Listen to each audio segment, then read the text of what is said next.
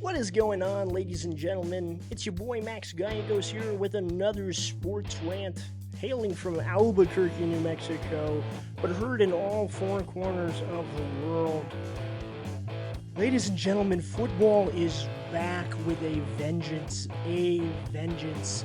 Preseason football gave us a little bit of sprinkling of the seasoning that we are awaiting since February. Something that we have longed for through the NBA and the MLB season, through the WNBA dildo debacle, and through everything in between. It's football is back. And that's what's important, ladies and gentlemen. I am so excited. There is so much drama to dive into as well. Micah Parsons and Terry McLaurin have, since I last recorded, requested a trade from both the Commanders and the Dallas Cowboys. And I am just I always kind of feel it kind of like it's kind of funny. It's kind of like the ultimatum before you break up with a girl, right? It's kind of this, they've gotten to this point, Micah Parsons and Terry McLaurin. Terry McLaurin coming off probably one of his best seasons ever, and Micah Parsons just wanting to get paid. Where it is, this is the ultimatum. They are like, hey, look at what we've done for you. Do you mind doing something for us instead? Do you mind we've given all this, right? We've contributed to this relationship more than we have been given. Can we get something in return? And the debacle that is the Dallas Cowboys, because I feel like Terry McLaurin is more likely to get paid just because of his loyalty that he has maintained to the Commanders for such a long time and what he has just provided, that I feel like they will get a deal done eventually. But Michael Parsons is an interesting one. We've seen this with Jerry Jones often. We see this all the time with Jerry, where we saw it with Dak last year. We saw it with everybody. It's all about the theatrical. Oh, we need the drama. Like he needs to be like it's the opera. It's like we need this head butting back and forth. We'll sign him eventually. We'll sign him to this massive deal that nobody has ever seen before, but it's just bad business. And I know it makes Jerry money, like the publicity and other things makes Jerry Jones a little bit of money, but what is Jerry doing? Why does he do this to the guy? Like like it feels kind of like a toxic relationship, and I feel like the Cowboys have just turned into this toxic, ridiculous mess. It's become a soup of dysfunction. And frankly, I don't blame Micah Parsons if he leaves. I don't think he will leave though, because the Cowboys always figure out a way to just do this, to like figure it out and get it all done and get out of the way and then move on to the next thing. But how many games are they going to win? Like this is the focus is just so skewed at the moment. The focus on is not on football, it's on Micah Parsons, who is still holding out. Um and it's like, yeah, he's going to practice and everything, but it's not like he attends practice. He's in attendance. He's not necessarily um he's not practicing, he's not suiting up, he's not doing different things. It's just like um it's been ridiculous, honestly. Like this from the Dallas News. Cowboys camp observations. Micah Parsons in attendance for practice. The Cowboys are looking for a few aspects of their game. Their preseason meetings at Baltimore, blah, blah, blah. Cowboys, this from the Dallas Morning News. The Dallas Cowboys are back for another day of training camp. Their focus is shifted to the team's second preseason game against the Baltimore Ravens before the Cowboys return to North Texas. They'll look for a few aspects that stood out from on their weekend meeting with the Los Angeles Rams, which they got absolutely just it was I mean, it is this is ridiculous, guys. I I can't even with this at this point. Like their one bright aspect is that they still do have um, CeeDee Lamb as in when it comes to just as a team. Brian Schottenheimer does not look like the coach of the future. I saw it. As a Patriots fan last season, I saw a guy who was hired because he was the next in line, and it's like no, it doesn't work like that. If nobody else is going to hire that guy, you shouldn't hire him. That's just bad business, right? Especially for such a lucrative position like NFL head coach. Um, it's been boggling my mind as of recently. Terry McLaurin, like I said, it feels like there's a deal will get done. Um, I feel like it's just like it's something that it may or like there's I don't have an inside ear to any of this. This is all just my personal opinion and speculation, but I feel like it's something will happen eventually. They're both holding in. They're both like attending practice. They're not like Trey Hendrickson, who is like in Florida. So it is good to have football and football news, and football is back.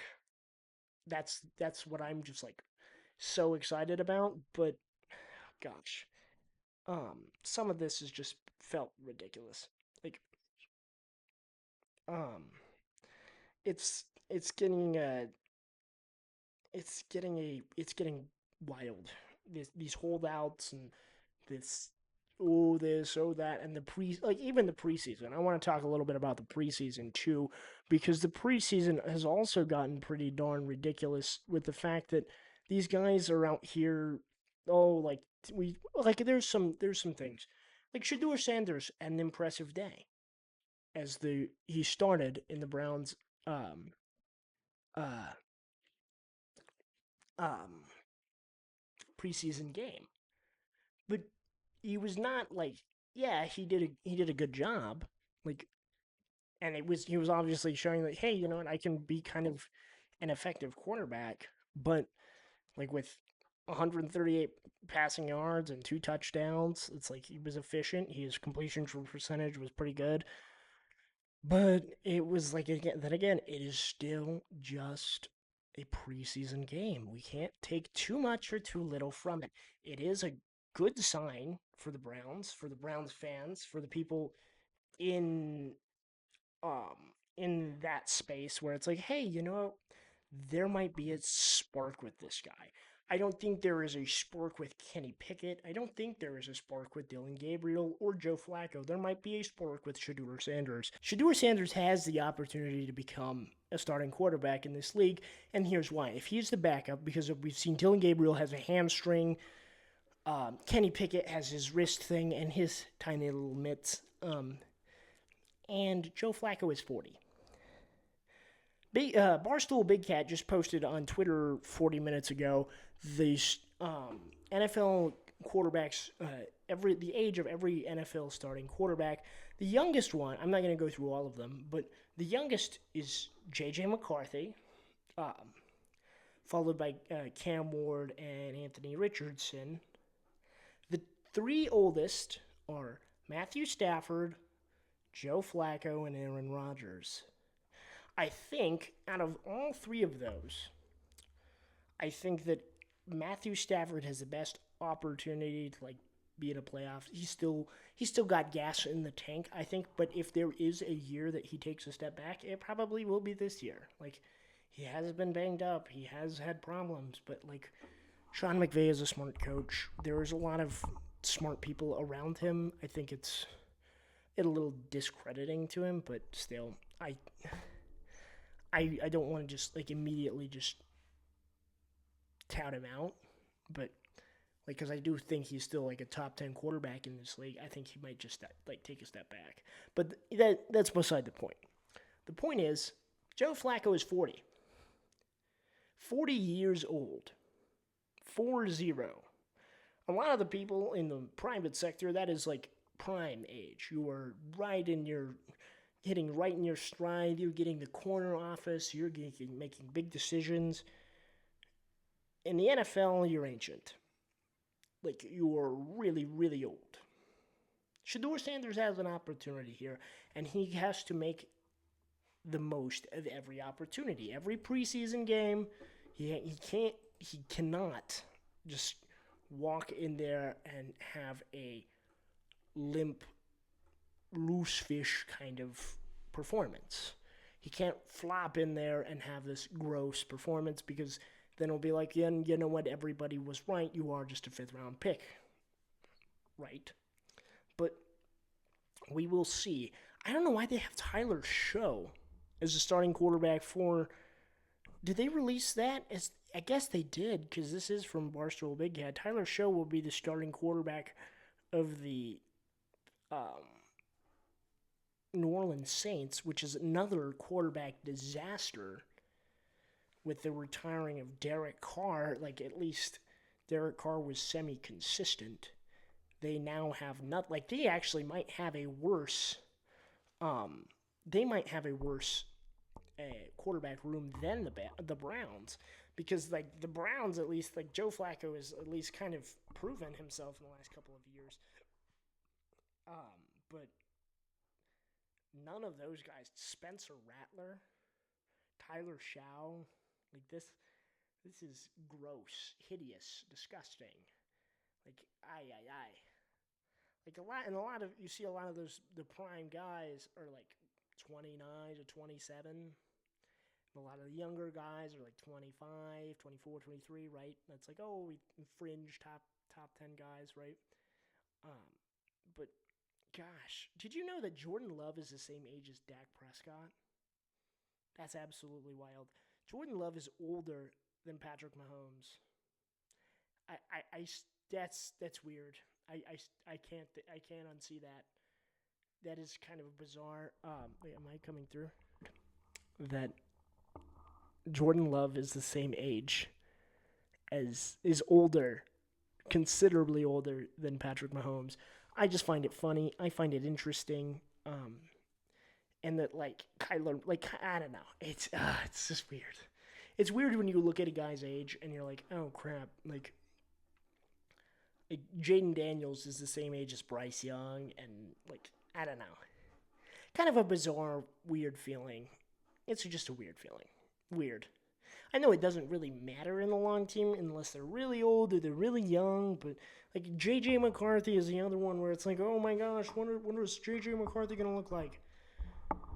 My prediction, I know there is a lot of, like, I'm optimistic, and I would like to defend the undefendable, but this is an undefendable hill. This is a hill of, like, yikes. Kevin O'Connell is good. Good coach. He made Sam Darnold look like an MVP candidate. But reality has strucketh.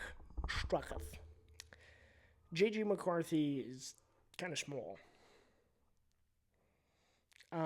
He had a good preseason game last year, but like their offense is a passing offense. They have one of the best wide receiver in the league. Can he overcome that? Can he become more than just the guy who hands the ball off every time? We will see.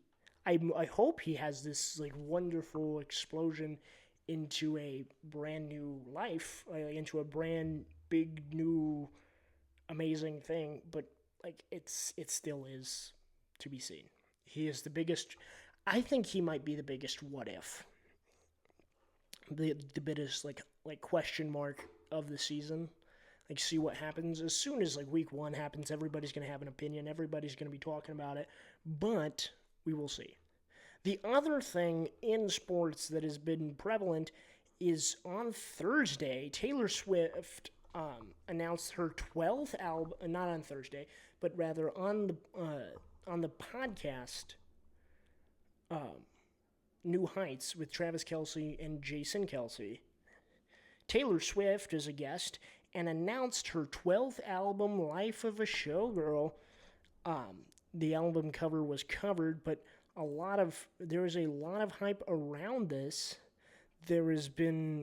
I'm excited to sit down and watch the entire interview because it's cool. I think Taylor Swift is great for the sport of football and I think she's great for Travis Kelce because she kind of made him suck. I'm just kidding. Love you, Travis. I'd love to come on New Heights. But it's funny because everybody has an opinion about Taylor Swift. She's probably the second most famous person in the world. Period. Like, that's not even a debate. And whenever she announces a new album, a new music, or new stuff, like, it's pretty impressive, and it's pretty crazy. So shout out to her. I'm gonna watch the episode. I'm fascinated. I thought it came out today, and I was like scrolling through YouTube, like, whoa, let's see, let's find it. But this is big news, big news, right? If you have a problem with Taylor Swift, I don't really.